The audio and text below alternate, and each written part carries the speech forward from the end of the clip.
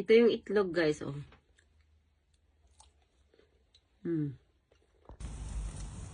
Itlog pato. Ayan, guys, ang lamlambok ti itlog ti pato. Nagkapudya European store. Let's eat balot. Hindi pala. It's a duck egg.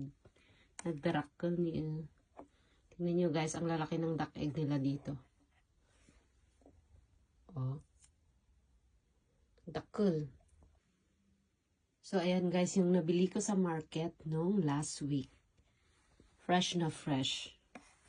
Ang lalaki, oh. Para siyang balot. So, gagawin ko, kakainin ko with salt. See. That's it. Nabiyak siya, oh.